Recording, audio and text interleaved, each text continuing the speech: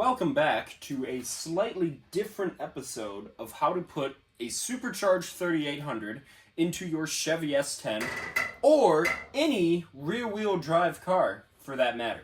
Now first things first, yes, you are right, this is not a Chevy S10, this is a Chevy Corvair. But it's actually a Chevy Corvair on a Chevy S10 frame, a 1996 Chevy S10 frame to be exact. This is my 1969 Chevy Corvair that I got when I was 12 years old, and about 2.5 years ago, my dad, my brother, and I decided to put it on an S10 frame. Mechanically speaking, at one point in time, this was a Chevy S10. It had a 2.2 liter, 5-speed manual, rear-wheel drive.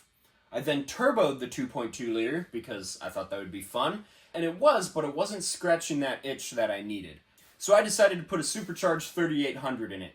So that's why, if you're watching this video of part 7, I think, of how to put a supercharged 3800 into a Chevy S10, that's why my Chevy S10 looks like a Chevy Corvair. It's because it's a Corvair on an S10 frame. Anyway, I digress. Now that we're caught up, this video, as you can probably tell, I think this one is part 7. It's the wiring of how to wire up your 3800 into your Chevy S10. Now, I had already filmed the entire process going from the installation of the wiring harness to the wiring up to the interior to like everything you needed to do, and I had like 3 hours of footage, and I sat down and I was editing it, and I was like, more than half of this footage is just garbage because it's me trying to make Chevy Corvair wiring stuff work with a Chevy S10 wiring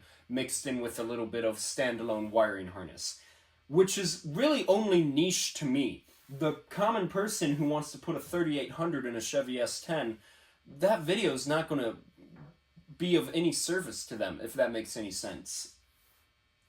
So the point that I'm getting at is I basically scrapped all that footage. So what I'm going to do is I'm going to show you what I did to make the standalone wiring harness for the engine work with the S10 wiring harness. Because keep in mind, the wiring harness in this Corvair is still an S10. Everything else, like wiring up the Corvair gauge cluster, you guys don't care about that. So I figured I'll pop the hood, I'll show you what's going on, and I'll show you some of the interior stuff. And then we'll go from there. Like I said, this is going to be a little bit of a different video. My goal with these videos is to make it as simple as possible so the common person can do this. And I'm no automotive genius. I especially hate wiring, so I'm kind of making this up as I go, but I think I've been doing a good job so far. Anyway, let's get this hood open. We'll show you this standalone wiring harness. I'll show you how I wired it up. We'll just kind of go as it is, if that makes any sense. I don't know. I'll get the hood open.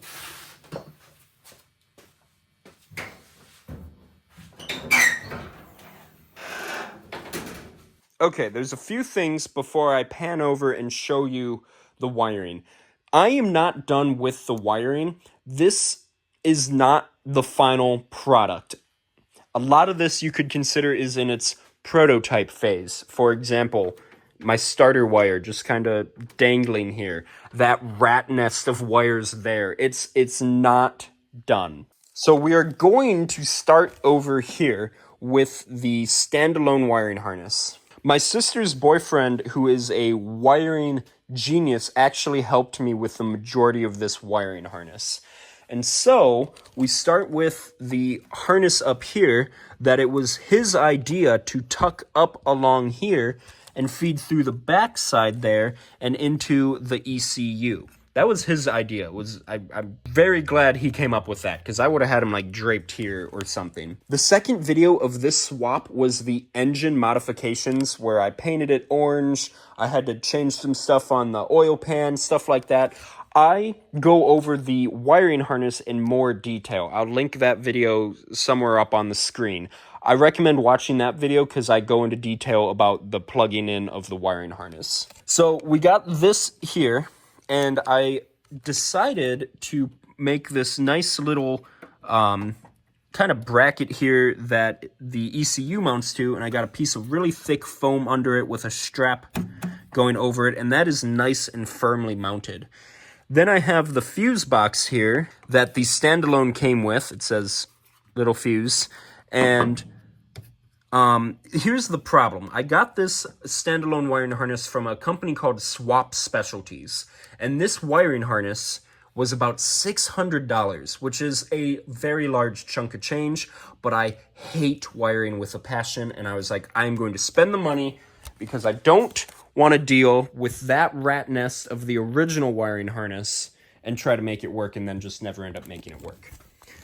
So the standalone came with this own fuse box. The only thing that upsets me is on their website, they do not have what any of these fuses or relays are. It says under 3800, coming soon, and it's been saying coming soon for the last year. So I do not know what any of these fuses or these are. I know for a fact that this middle one here is the fuel pump relay, and 2 of them are the fan relays. Again, I don't know what they are, and I'm a little upset because I need to know. Anyway, so then to mount that, I just took some conduit, some bolts, and some riv nuts, and I mounted that to there very nicely. Again, this wiring is technically not done, or at least the placement of it. I also had a piece of foam underneath that as well. And this ended up working very well for me because the wires that needed to face this way to the ECU face that way. The wiring that goes into the engine bay for the OBD2 port goes that way. And the wiring that needs to go to the power block goes this way. So that ended up working just really nicely. I then got this junction block, I think it is called. And as you can see, this just... you kind of squeeze this together. I'm not going to do that, but this just pops off and you can undo these screws. And so you can see I have my relays going into here. This is the wire for the relays. This gives power to the relays, or I guess this one actually technically tells the relays to turn on. And then this is my starter wire. And then all of that goes into a 6-gauge cable that then goes right into the battery.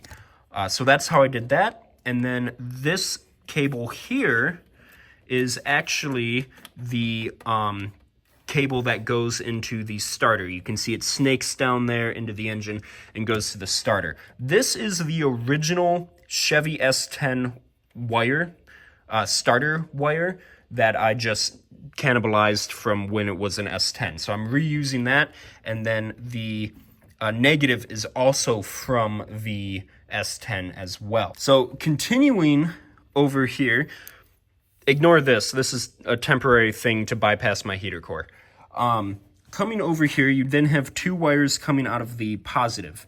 One of these is this gray wire that goes up to the alternator, and I'm pretty sure that's what charges the battery. And then this one here, this wire, goes into this plug, and this plug goes into the wiring harness that goes into the lights and the blinkers and goes all the way over there. This wire plugs directly into the ABS. So if I was to unplug this wire, my ABS would no longer work. Now, this is something that I'm really proud of that Ethan and I figured out. I'm not running ABS because my ABS is A, broken, B, it gets in the way of my hood struts, and C, I don't need it. I've driven plenty of cars with manual brakes before. So what we did is we followed that wire all the way around to right here, this plug, and you can see that wire is right there, and we cut it. And instead, that wire goes into this junction block right here. See that? Now, it appears that I just put a positive wire into a junction block with a bunch of negative wires, but that is not true. These are called, I think they're called fusible links, and basically, if they get overloaded, these will burn up and it will save your vehicle from lighting on fire. And you can actually see those turn red.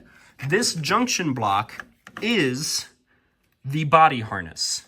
So we took the 12-volt power that went straight to this ABS, cut it, and spliced it into here. Now on the S10, there was a red wire that actually went to the engine, and I'm assuming it probably came right off the starter wire. So let me show you that quick. Coming over here, I'm going to hit the key. Look at that, we got lights. That's all turning on, and that's going there. But if I come over here, unplug this wire. There, see? Now that's unplugged. Go to hit the key. Nothing. So that is how we did the body harness. So that was a really simple solution. I'm really glad we figured that one out.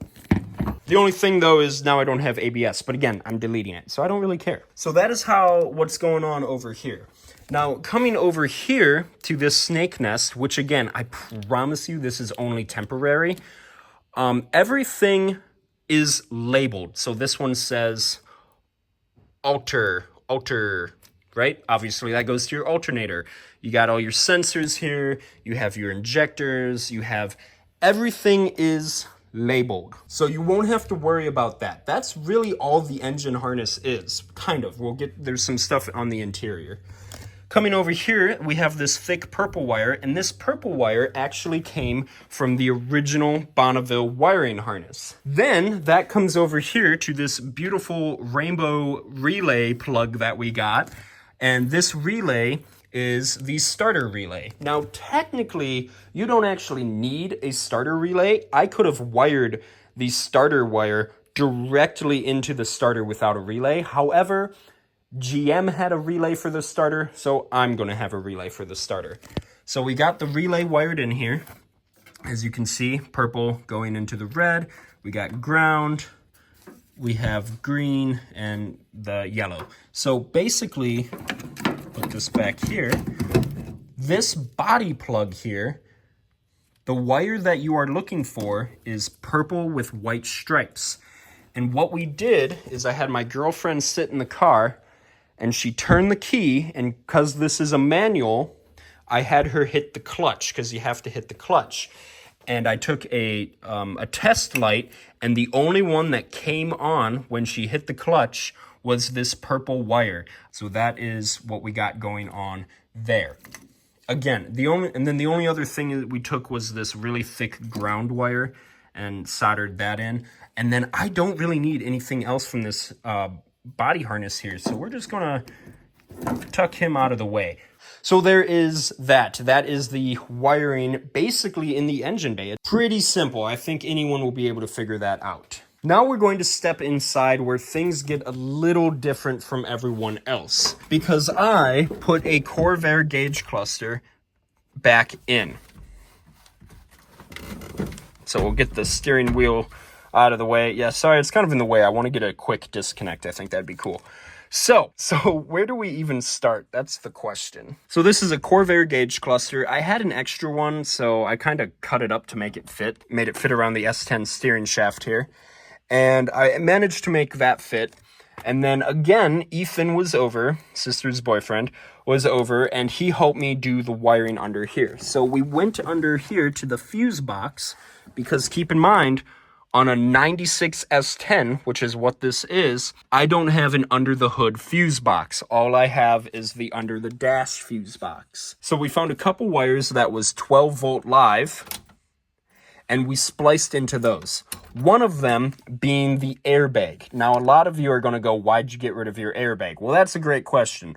A, because I don't have any of the airbag crap up front anymore because I have a Corvair on an S10 frame. And B, because I'm pretty sure I kind of cut all that wiring out of here when I was installing this engine. So I don't have airbags. But I am safe, so I am going to be putting in a full roll cage here with racing bucket seats and a 5-point harness. Obviously, airbags would be ideal. Just don't crash. So, point I'm getting at is one of the wires we cut was a 12-volt airbag wire. We found like 2 other wires as well, and that's where we spliced in these lights, or the power for the AFR gauge here, and then also the dash lights. The other thing that was really easy was the gauge plug for the S10 gauge cluster. There's a plug, and what I did is I took my test light, turned on the blinker, and found which one lit up when I hit the blinkers. And I was able to wire in the Corvair wiring harness, or the back of the gauge cluster wiring harness, into that. Same with the flashers. So there's that. The other thing I took from that plug was the fuel sending unit, because the sending unit I'm using is from a 89 Chevy S10 Blazer, and that has an ohm readout of 0 to, I think, 90 ohms. A Corvair gauge cluster, ignore this is nothing. A Corvair fuel gauge cluster has a reading of 0 to 88 ohms, or 0 to 90. I can't remember, they're flipped. Basically, I'm able to make the S10 sending unit work with the Corvair gauge cluster. However, as you can see, it's not moving, and I have gas in the tank.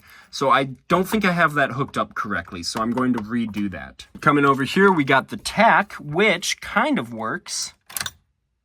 See that? See how it goes back down?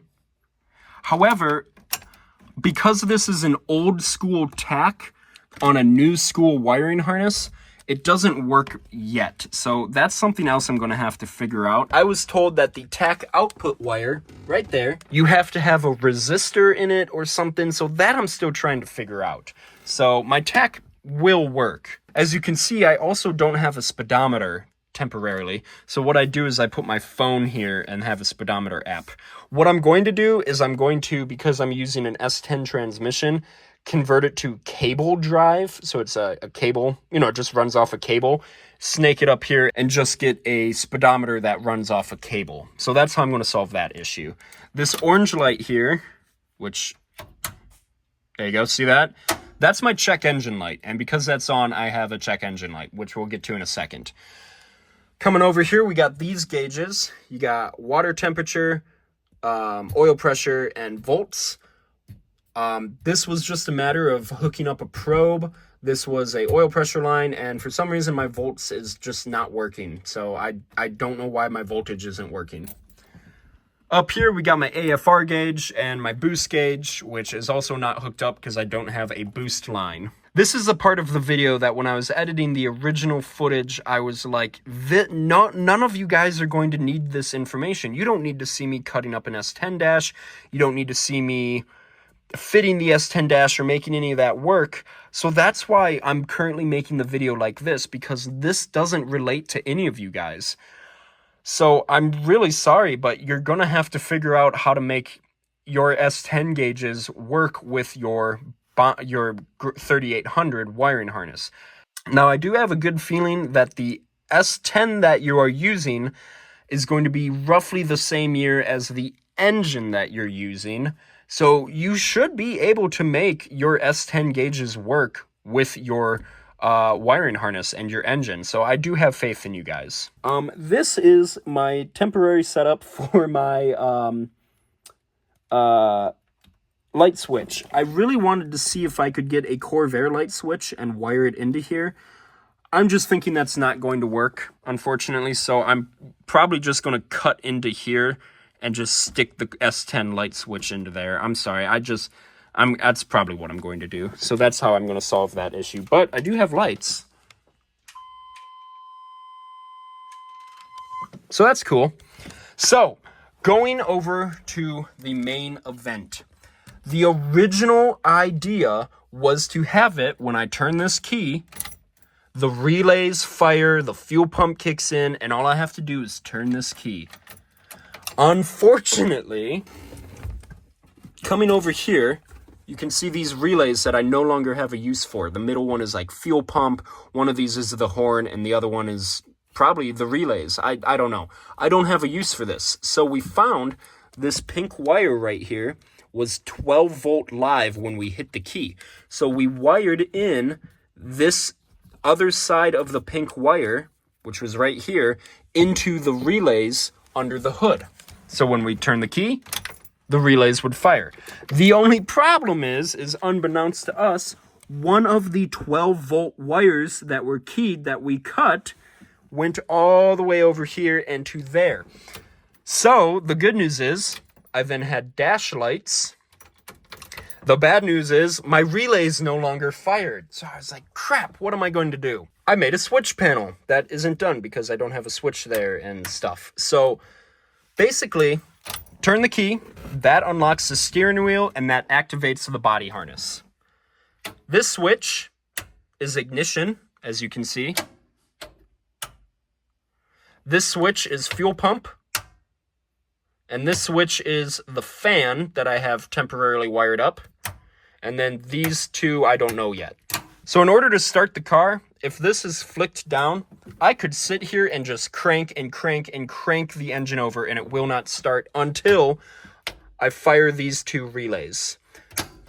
Now, a lot of you are probably going to be like, oh, like you did it wrong. Like you need to have this wired up properly. I can assure you, this is wired up properly. The only thing I changed is instead of when I turn the key to 12-volt power to the relays, I just made it a switch. The fuel pump does not come on until the relays have been fired. I don't know if you just heard that. So, again, fuel pump will not come on until relays are on. And then this is the fan because I don't have dual fans up there yet. So that's how I did that. There's that. The wiring under here is literally just for the radio and the speakers. This wiring, don't worry about it. Again, the point I am trying to stress is 99.99% of you guys, half of this wiring that I did is not going to relate to you. Also, one other thing is my switch panel there. You can see that pink wire right there. It goes down all the way down there. That is the relay. So when I flick that switch, that is what's giving it. I have that wired in directly into the junction block. The only other thing I can think of is the OBD2 port right here. You can see the wires coming off of here, and that goes into a grommet in the firewall. So that is how I read my OBD2 port or my codes and stuff like that. As you can tell, again, this is not done. My air filter is not staying here, especially over top of the headers. In a really cool, perfect world, I really wanted to remove the center headlight and have a true cold air intake going there, but the battery was here, everything was in the way. One thing I didn't realize is you can see this bolt down there for the battery right there. Meaning I probably could have put the battery over here, all of the wiring over here. That would have put my OBD2 port on this side. That would have made the wiring for the starter a lot shorter. And then that would have freed up all the space over there for me to do a cold air intake. The point of me saying that is you can really put that wherever you want it to go.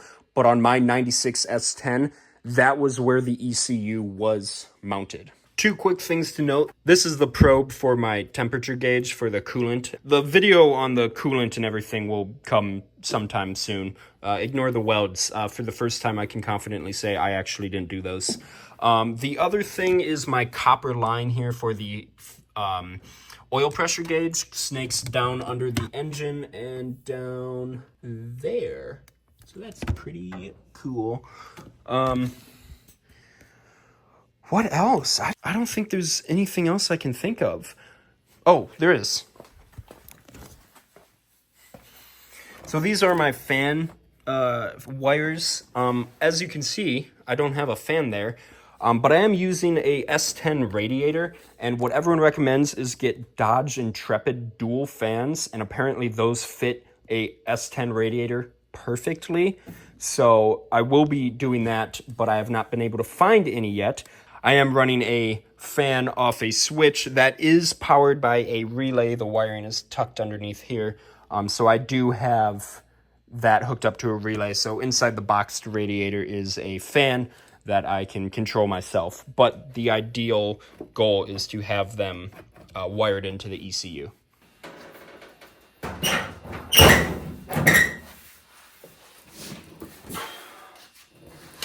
So there it is, guys. That's the wiring in a nutshell. Yeah, I hate wiring with a true burning passion. This took me 2 months to do to get the wiring done, and it's still not done. It's almost done. Like I said, I just need to figure out my fuel sending unit gauge thing, and then clean it up. It needs to be cleaned up. The reason I haven't cleaned it up yet is because I want to test it and tune it, and if something needs to be fixed or changed, I can just, it's right there. I don't have to tear apart any of the nice wiring or anything like that. So I can assure you the wiring will look much better when it's done. I really wish I could help you guys out a little more for the wiring. Like I said, I did it the easy way, in a way, by going with more mechanical gauges, because a mechanical gauge, you just kind of plug it in, like the oil pressure, for example. Like, doing the oil pressure wiring, the gauge, all that stuff, like, I don't even want to think about how I would have done that. So that's why I did it like this. So again, this video was a little different. I really wish I could help you guys out more, but this is the one thing that you are going to truly have to figure out on your own. It's probably a good thing this is a Corvair, because if it was an S10 and I was doing the wiring, I would have lost my mind already. So it's a good thing it's a Corvair and I can kind of cheat the system a little bit. I think we'll wrap it up with that, but if you guys have any questions on the wiring, I cannot stress this enough. Please leave a comment in the comment section below. I will do everything I can to find you an answer. I have friends who have put these 3800s in their S10s, their actual S10 trucks, so I'm sure I could message them and kind of figure out the answers there. So yeah, so there's that. I think we're going to wrap it up. Again, just a weird little video, but thanks for watching if you made it to this point. We are actually almost done with this build series. I'm really excited. There's a few things that we need to wrap up. I've already been test driving it around a little bit, and so far it's great. Other than the clutch, I put in a 6-puck stage 3 race clutch. I think it's rated at like 600 foot-pounds of torque. Worst decision of my life. So I'm already replacing the clutch. It's awful. I hate it. Anyway, so other than that, though, yeah, we're almost done with this, so that's exciting. So again, leave a comment. I'll try to help you out. Like the video and subscribe, because I have some cool stuff coming. And if this isn't cool enough for you guys already, I really have some cool stuff coming. I'm sure you can see the 55 Chevy in the background. So that's actually one of the next upcoming projects. So thanks for watching, guys, and we'll see you guys in the next one, which will either be cooling or exhaust. I think it's going to be cooling, because I'm waiting for a friend of mine to send me exhaust cutouts. So, might be cooling. So, thanks for watching.